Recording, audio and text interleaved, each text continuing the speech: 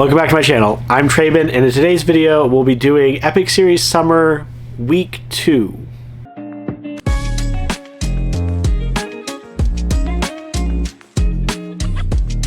There's going to be some restructuring of the channel as we get closer to my work starting up again. Also, as a result of the readathons that I was taking part in recently, Summerween, and then I did a 24-hour reading challenge. I've just not been able to dedicate as much time to just like my regular book reading as I have in the past. Epic Series Summer placement initially was Tuesdays. I'm going to be doing these updates over the weekend and posting them early in the week or over the weekend, and then leaving the week free for the reviews and the fun side videos. So just a little bit of bookkeeping before we get into it. And know that it's been like closer to 3 weeks at this point, I think, since the last time I did an Epic Series Summer update.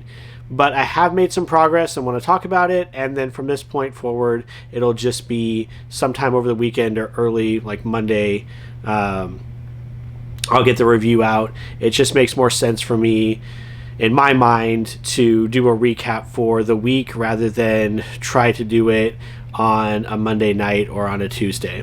During the 24-hour reading challenge, I was able to finish up Proven Guilty. This actually ended up being a really great title to be reading during Summerween, because it does take place during a horror convention called SplatterCon and has those horror movie elements where these horror movie monsters, very obviously inspired by your Michael Myers and your Jason Voorhees, maybe even Pumpkinhead style horror movie monsters, are coming to life and terrorizing people at this convention. I have to say, these books are also getting really hefty.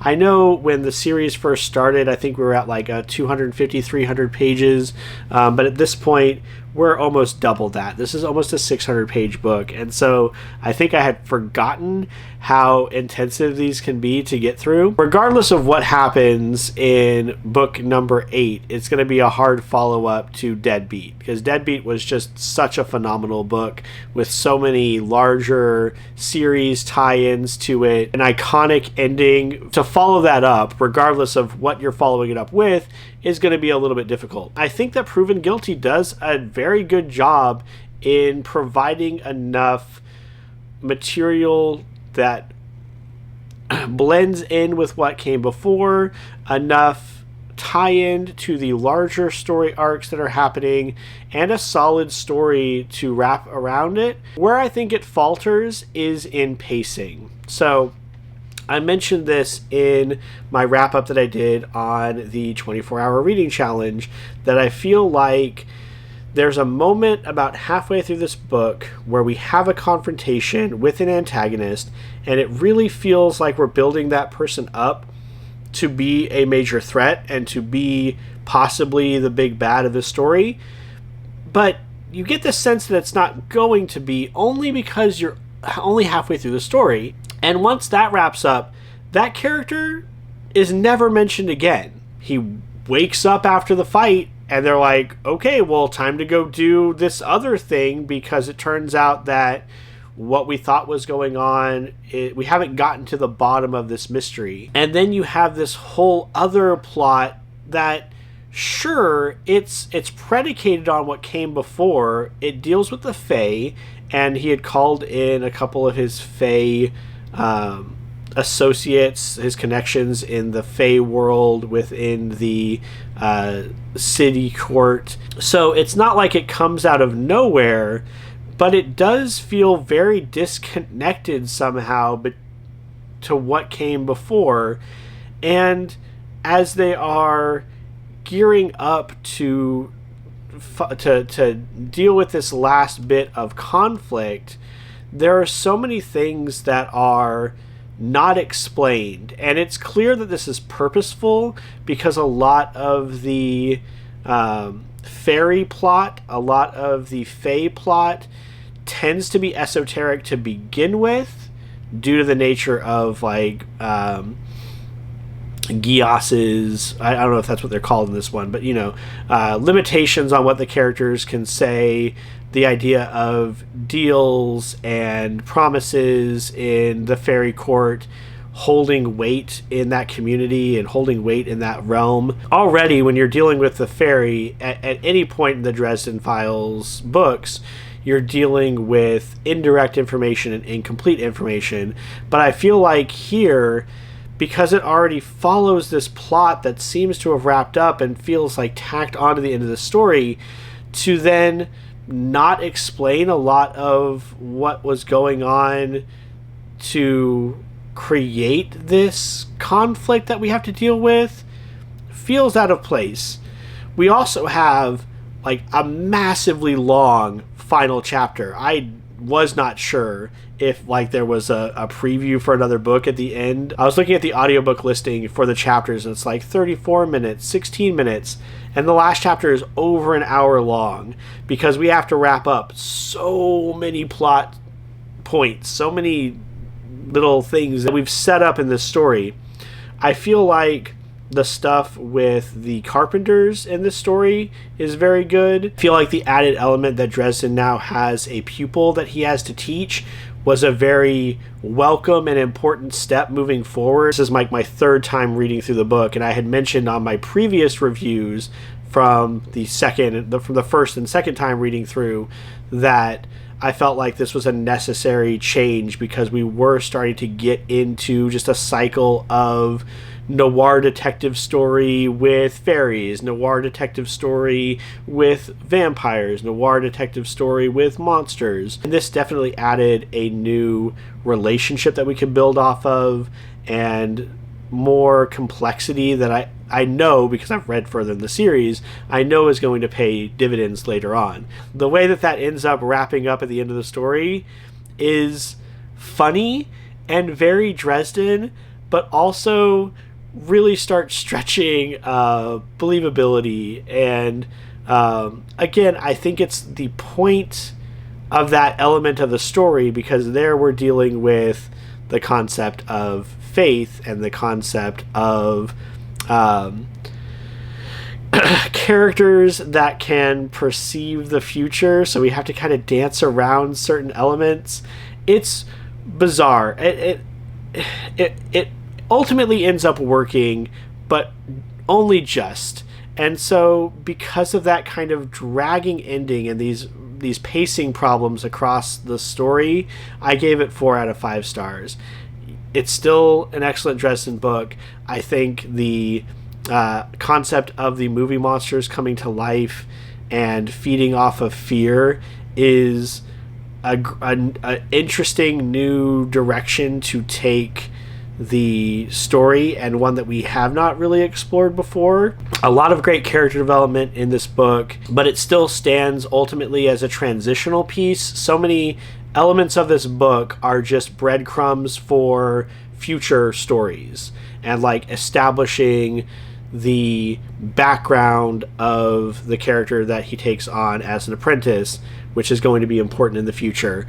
But the story itself, while fun, is ultimately one that is on its own, not holding a lot of weight with the overall story. It's all these ancillary things around it, all these little details that are sprinkled throughout this book that end up being more important down the line rather than the main focus of the story, which again seems a little bit muddled and seems to want to do too much. I think this book could have been maybe a third shorter, trim some of the fat, especially with this character that doesn't really go anywhere, and just been a little bit more tightly focused, and it would have been a stronger story. But still, 4 out of 5. I still really enjoyed it.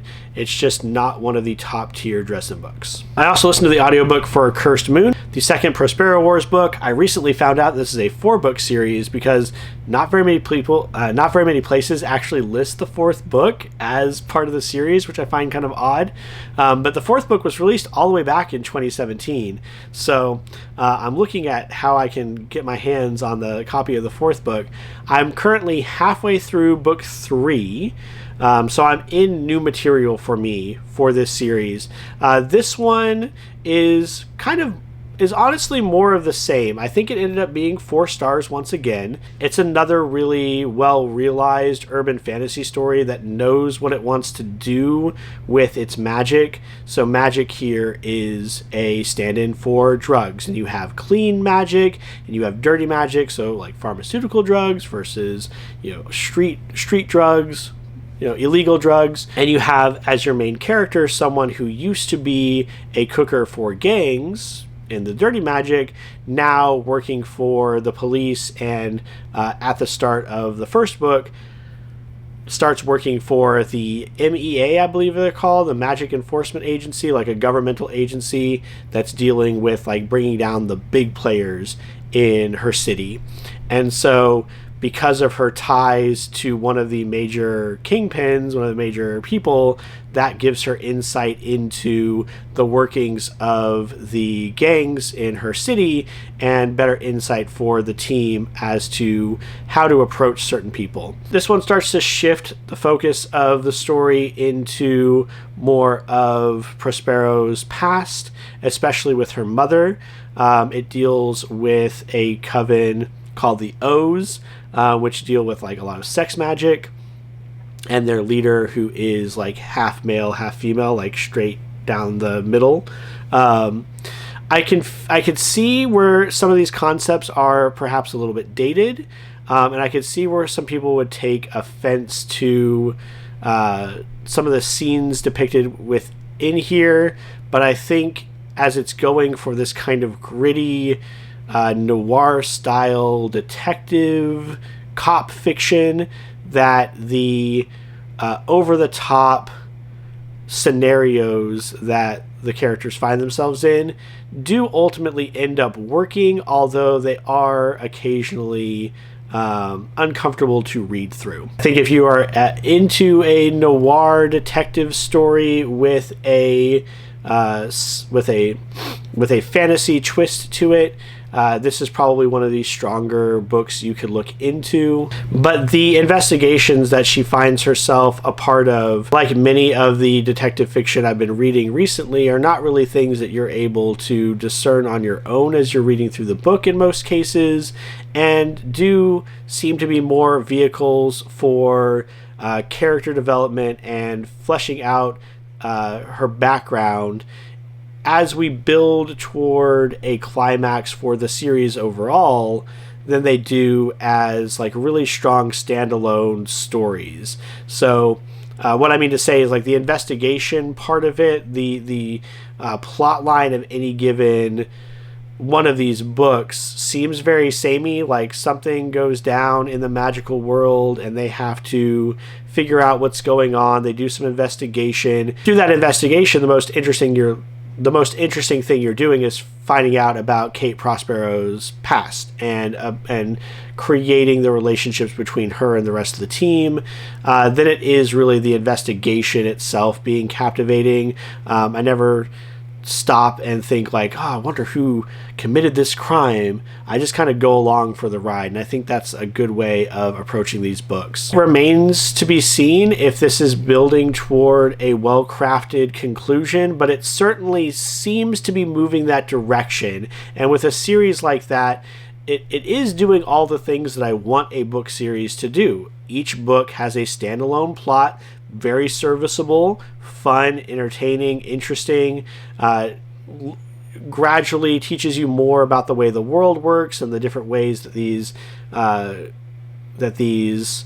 gangs interact with one another, but also hinting at a larger plot going on in the background, hinting at maybe where the story is going to head in the future, and it definitely is going to include something of Kate's past. And I think all of that is very solid. This might be one where when I get to the end of the series, that conclusion is really going to color my feeling of the series overall.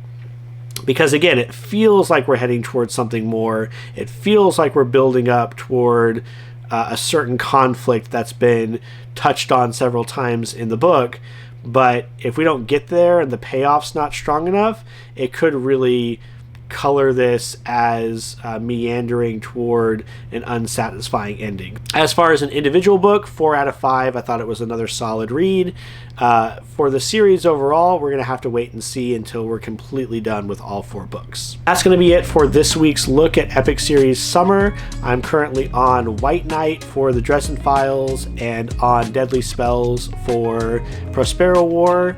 Once I get Deadly Spells taken care of, I'm going to look into getting the last book in that series, but I might jump over into the Mistborn Era 2 just to have something to read in the meantime alongside continuing Dresden Files. I'll be back in about a week with another update, and we'll see how we're progressing through these series. As always, please remember to like, comment, and subscribe so we can grow this corner of our BookTube community. Check out these videos for some of the other things that are going on my channel. And until the next one, take care.